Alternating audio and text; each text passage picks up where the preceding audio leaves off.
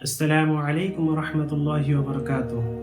আর মাত্র কয়েকদিন পরেই আসছে রমজান মাস, কিন্তু একটা প্রশ্ন করি, আমরা কি সত্যি রমজানের জন্য প্রস্তুত আছি? যদি এটা হয় আমাদের জীবনের শেষ রমজান, আমরা কি তার জন্য প্রস্তুত আছি? রমজান মাসে কেউ হঠাৎ করেই বদলায় না। রমজান মাসে যে বদলায়, রমজানের শুরু হওয়ার আগে থেকেই সে বদলানোর প্রস্তুতি শুরু করে দেয়। তাই আজকের ভিডিওতে আলোচনা করব একটি সফল রমজান আপনি কিভাবে পেতে পারেন।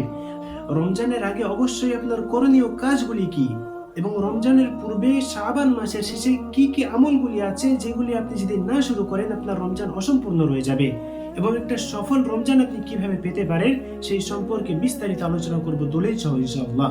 এই ভিডিওটি অবশ্যই শেষ পর্যন্ত দেখবেন, কারণ ভিডিওটির শেষে একটি গুরুত্বপূর্ণ নসিহত নিয়ে আলোচনা হবে যেটা আপনার রমজানকে একেবারেই বদলে দিতে পারে ইনশাআল্লাহ। প্রিয় ভাই ও বোনেরা, শাবান মাস হলো রোজার প্রস্তুতির মাস। হাদিস পাকের মধ্যে এসেছে, হযরত আয়েশা রাদিয়াল্লাহু তাআলা আনহা বর্ণনা করছেন যে আমি রাসূলুল্লাহ সাল্লাল্লাহু আলাইহি ওয়াসাল্লামকে রমজান মাস ছাড়া অন্য কোনো মাসে সম্পূর্ণ মাস রোজা রাখতে দেখিনি। অনুরূপভাবে শাবান মাস ছাড়া তাকে অন্য কোনো মাসে সবচাইতে বেশি রোজা রাখতে দেখিনি। এটা সহিহ বুখারীর 1969 নম্বর হাদিস। এর দ্বারা বোঝা গেল রাসূলুল্লাহ সাল্লাল্লাহু আলাইহি ওয়াসাল্লাম রমজান মাস বাদে বছরের আর বাদবাকি 11টি মাসের মধ্যে এই শাবান মাসেই সবচেয়ে বেশি রোজা রাখতেন। এর দ্বারা বোঝায় যে শাবান মাস হলো আমল শুদ্ধ করার সময়, নফল রোজার অভ্যাস করার সময়, আত্মাকে রোজার জন্য প্রস্তুত করার সময়। এবার আসি মূল বিষয়ে।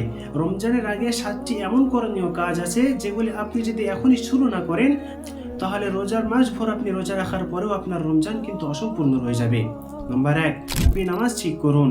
আজ থেকে যদি আপনি নামাজ পড়া অভ্যস্ত না হন তাহলে রোজার মাসে হঠাৎ করেই তারাবি নামাজ পড়া, তাহাজ্জুদ নামাজ পড়া এবং অন্যান্য নামাজ পড়াতে আপনার জন্য অসুবিধা হয়ে যাবে। আজ থেকে জমাতের সাথে নামাজ পড়ুন, নয়তো রমজান মাসে নামাজ পড়া কিন্তু আপনার জন্য কঠিন হয়ে দাঁড়াবে। নাম্বার 2, গুনাহ ত্যাগের চেষ্টা করুন।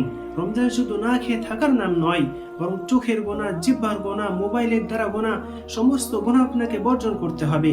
নিজেকে প্রশ্ন করুন কোন কোন গুনাহগুলিতে আপনি অভ্যস্ত আছেন এবং কোন কোন গুনাহগুলি আপনাকে ছাড়তে হবে। নম্বর 3, কোরআনের সাথে সম্পর্ক গড়ুন। কেননা রমজান মাস হলো কুরআনুল কারীমের মাস। এই মাসেই আল্লাহ রাব্বুল আলামিন কুরআনুল কারীমকে অবতীর্ণ করেছিল। আল্লাহ রাব্বুল আলামিন বলছেন, শাহরু রমাদানাল্লাযী উনজিলা ফীহিল কুরআন। রমজান মাস হলো সেই মাস যেই মাসে কুরআনুল কারীম অবতীর্ণ হয়েছে। সেই জন্য এই মাসে বেশি বেশি কোরআন তেলাওয়াত করতে হবে আপনাকে। সেই জন্য আজ থেকেই কোরআন পড়া অভ্যস্ত করুন, নয়তো রমজান মাসে একসাথে অনেক কোরআন পড়া আপনার জন্য কঠিন হয়ে দাঁড়াবে। আজ থেকেই 1 পৃষ্ঠা 2 পৃষ্ঠা করে পড়া শুরু করুন। নম্বর 4, রোজা রাখার প্র্যাকটিস করুন। শাবান মাসের শেষে আপনি নফল রোজা রাখুন, এতে আপনার শরীর এবং মন প্রস্তুত হবে। তবে একটা কথা মনে রাখতে হবে, শাবান মাসের শেষে 28 এবং 29 তারিখ এই 2 দিন রোজা রাখা কিন্তু নিষিদ্ধ বা মাকরুহ। কেননা হাদিস পাকের মধ্যে এসেছে, হযরতে আবু হুরায়রা রাদিয়াল্লাহু তাআলা আনহু থেকে বর্ণিত, রাসূলুল্লাহ সাল্লাল্লাহু আলাইহি ওয়াসাল্লাম বলছেন যে তোমরা রমজান মাসের পূর্বে 1-2 দিন আগে তোমরা রোজা রাখবে না। নম্বর 5, নিয়ত ঠিক করতে হবে। আমরা কিসের জন্য রোজা রাখছি, কার জন্য রোজা রাখছি? মানুষের দেখানোর জন্য নয়, বরং আল্লাহর সন্তুষ্টির জন্য রোজা রাখছি। নিয়ত ঠিক না থাকলে কিন্তু আমল কবুল হবে না। নম্বর 6, পরিবারকে প্রস্তুত করুন। একসাথে কোরআন তেলাওয়াত করুন, একসাথে নামাজের জন্য উঠুন, একসাথে দোয়া করতে থাকুন, রোজার জন্য পরিকল্পনা করুন। নম্বর 7, দোয়া করা। রাসূলুল্লাহ সাল্লাল্লাহু আলাইহি ওয়াসাল্লাম সাহাবাদেরকে শেখাতেন, হে আল্লাহ, আমাদেরকে রজব ও শাবান মাসে বরকত দান করুন এবং আমাদের প্রত্যেককে রমজান মাসে পৌঁছে দিন। কেননা রমজান মাস অনেকেই পায় না।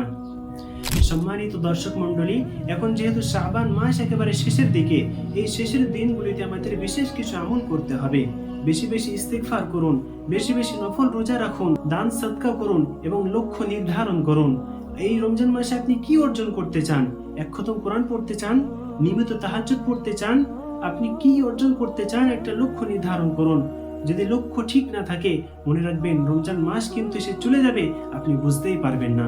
প্রিয় ভাই ও বোনেরা, এই রমজান আমাদের জীবনের শেষ রমজান হতে পারে, কেননা গত বছর দেখুন একসাথে আমরা কত মানুষ রোজা রেখেছি, একসাথে সেহরি তারাবি ইফতারি করেছি, কিন্তু আজ তারা অনেকেই কবরে শায়িত।